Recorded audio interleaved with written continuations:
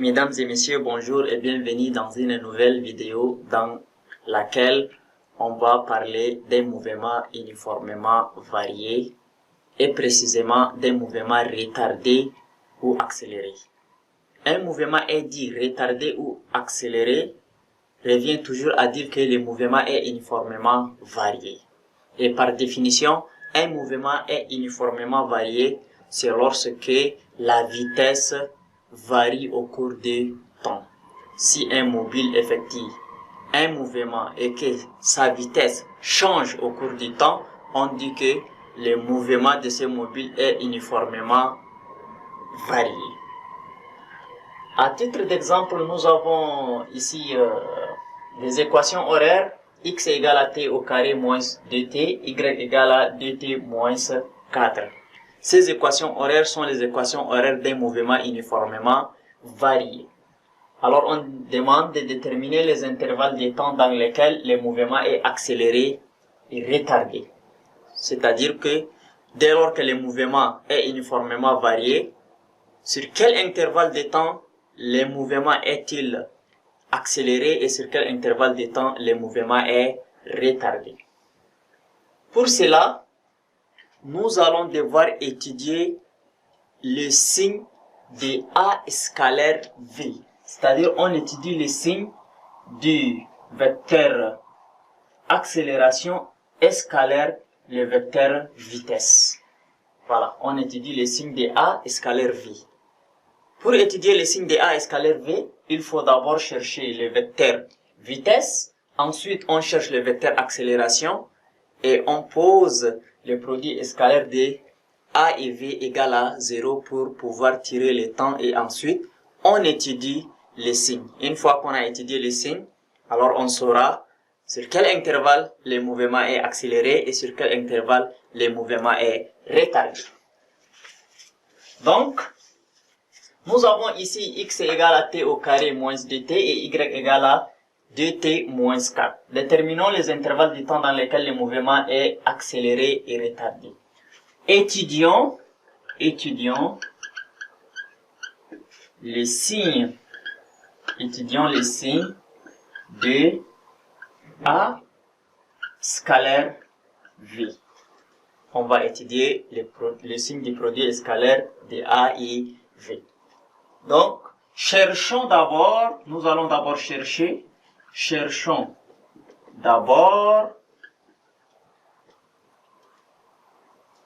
A et V, c'est-à-dire on cherche le vecteur accélération et le vecteur vitesse. Donc, cherchons d'abord le vecteur vitesse. On sait que le vecteur vitesse est la dérivée du vecteur position par rapport au temps. C'est-à-dire que la dérivée par rapport au temps du vecteur position nous donne le vecteur vitesse. Alors d'une autre manière, on peut écrire ceci égale à x point i plus y point j. C'est-à-dire que le vecteur vitesse est la dérivée première de x par rapport au temps et la dérivée première de y aussi par rapport au temps.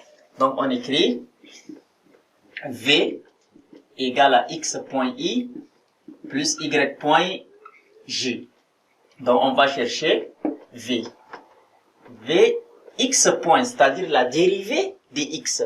Ici, nous avons x égale à t au carré moins 2t. Donc la dérivée de t au carré n'est rien d'autre que 2t. Et la dérivée de moins 2t, c'est moins d. Voilà. Et ici, y, nous avons y point égale à 2. Donc, nous avons déjà les dérivés de x et y. On va dire vecteur vitesse égale à 2t moins 2 de i plus de j. Ainsi, on a trouvé déjà le vecteur vitesse. À partir du vecteur vitesse, nous pouvons aussi trouver le vecteur accélération.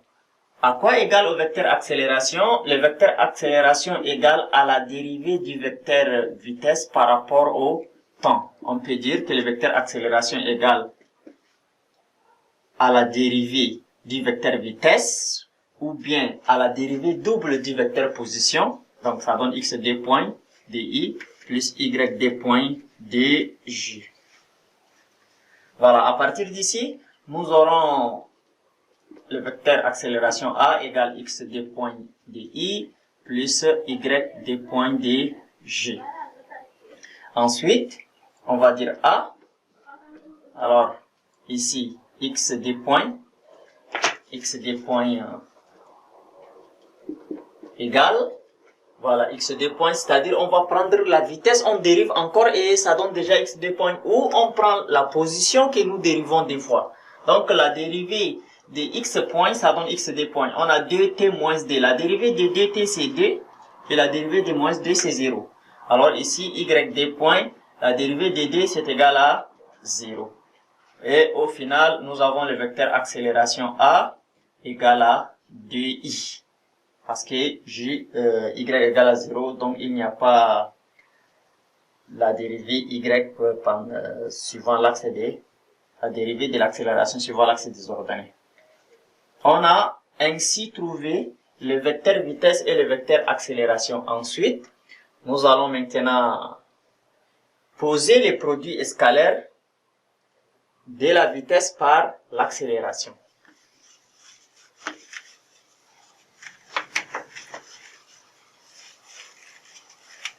Alors ici, le produit scalaire, nous avons A, donc je vais écrire A ici.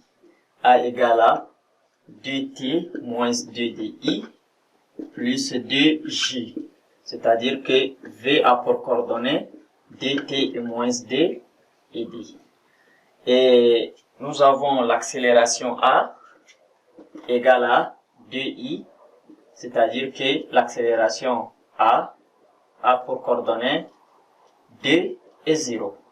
Donc, étudions le signe des produits scalaires. On pose d'abord A scalaire V. A scalaire V égale A, nous avons 2 et 0. Et V, nous avons dt moins 2 et d. Alors, A scalaire V, nous avons ici 2 fois dt, ça donne 4t. Et 2 fois moins 2, ça donne moins 4. Et ici, ça nous donne 0 fois 2, ça donne 0. Alors, ce qui veut dire que A scalaire V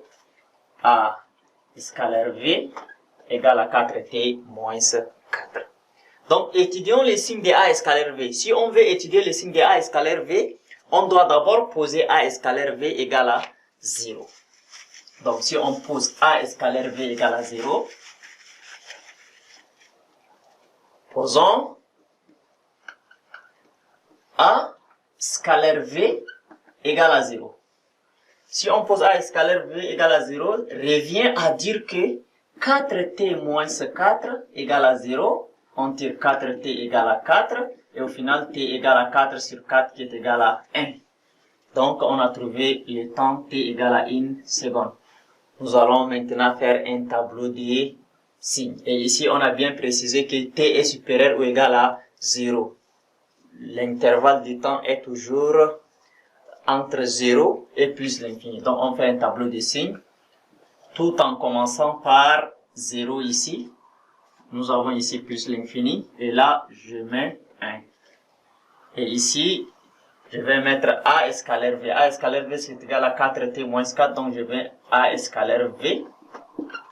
Et ici, à gauche, c'est le signe contraire de A, donc A, c'est positif, son signe contraire c'est négatif, et ici c'est le signe de A. Voilà. Ici, maintenant comme j'ai fait un tableau de signes, de 0 à 1, le signe est négatif, de 1 à plus l'infini, le signe est positif. Là où le signe est négatif, je peux dire que le mouvement est retardé, et là où le signe est positif, je peux dire que le mouvement est accéléré. Alors je vais dire pour tout t appartient à l'intervalle allant de 0 à 1, pour tout t appartient à l'intervalle allant de 0 à 1, A scalaire V est inférieur à 0, donc le mouvement est uniformément accéléré. Le mouvement est uniformément retardé, autant pour moi, retardé. Retardé. Et pour tout t appartient à l'intervalle allant de 1 à plus l'infini, 1 à plus l'infini, A scalaire V supérieur à 0, donc le mouvement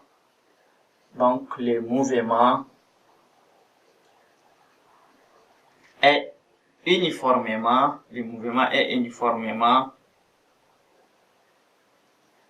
accéléré. Voilà, mesdames et messieurs, comment on étudie la nature du mouvement et comment on sait sur quel intervalle le mouvement est uniformément varié ou le mouvement est uniformément accéléré. Merci d'avoir suivi cette vidéo jusqu'à la fin. Si vous l'avez aimé, n'oubliez pas de la partager et à bientôt pour une nouvelle vidéo. Merci.